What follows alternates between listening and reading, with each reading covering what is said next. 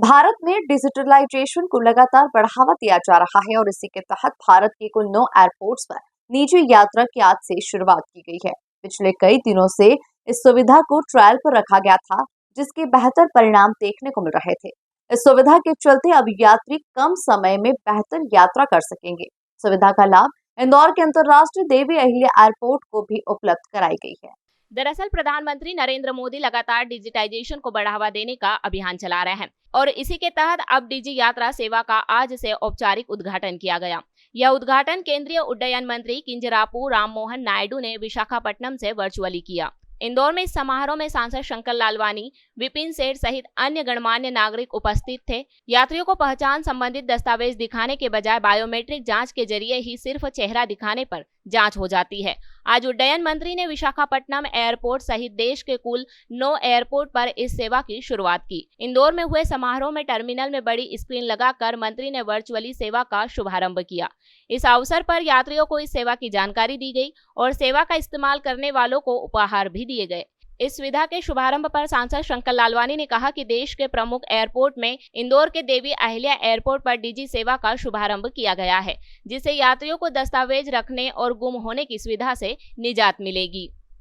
सबसे पहले मैं माननीय प्रधानमंत्री जी को धन्यवाद देना चाहता हूँ कि हमारे लंबे समय से मांग थी कि डिजी यात्रा इंदौर में प्रारंभ की जाए और आज ये शुभ अवसर आया, इंदौर को डिजी यात्रा प्रारंभ हुई।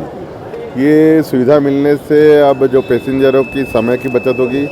जो एक लाइन क्यू लगती थी, जब एयरपोर्ट पर नंबर ऑफ फ्लाइट ज़्यादा होती थी तो लंबी लाइन लगती थी, इसके माध्यम से यात्री जल्दी जा सकते हैं। ऐप डाउनलोड कर वो घर से नो फिजिकल भी की ज़रूरत नहीं पड़ेगी, न दिखाने की ज़रूरत पड़ेगी बोर्डिंग कार्ड।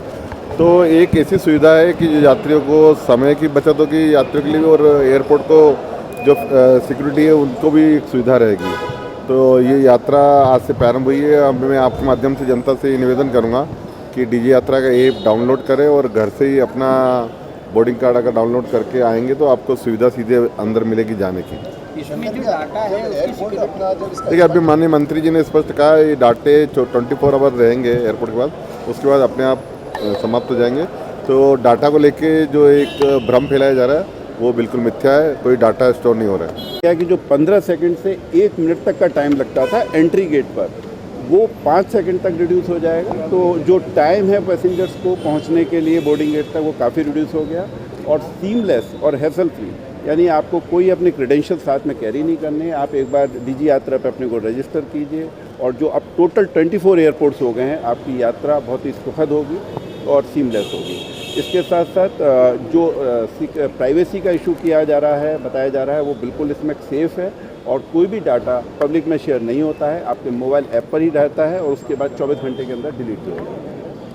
सर, ATC भी यहाँ पर बन के तैयार हो चुका है, कब तक इसकी ओपनिंग होने की? जल्दी शुरू करेंगे। उसमें एक नए इक्विपमेंट लगने के बाद पैरेलल ऑपरेशंस किए जाएंगे सेफ्टी के मद्देनज़र, और उसके बाद डीजी से जैसी क्लियरेंस मिल जाएगी उसको जल्दी शुरू। सर, जो ओल्ड टर्मिनल हम शुरू कर रहे हैं उसकी तैयारी किस तरह से? वो तैयारी है, काम ऑलरेडी चालू हो चुका है उसमें, और जो टाइम है दिया गया है उसमें हम पूरे करके ATR और इंटरनेशनल फ्लाइट्स को वहाँ से लाएंगे। सर, ये जो डिजी यात्रा ऐप है इसमें क्या हर रहेगा? जब नहीं, लॉगिन आपको एक ही बार करना है। आपका बोर्डिंग पास आप जितनी बार भी आप ट्रैवल करेंगे आपको अपना लेना होगा उसमें। डाटा फ्रीज हो जाएगा तो डाटा बार-बार अपलोड करना पड़ेगा? नहीं, आपने जब एक बार किया उस पर्टिकुलर यात्रा का आपका डाटा इरेज हो जाएगा, और आप जब भी नया जी जब आप नई जर्नी करेंगे तो वो आपको अपने टिकट के माध्यम से PNR के थ्रू आपको बोर्डिंग अपना लेना पड़ेगा। रजिस्ट्रेशन एक ही बार करना है, रजिस्ट्रेशन एक ही बार। Thank you. Thank you.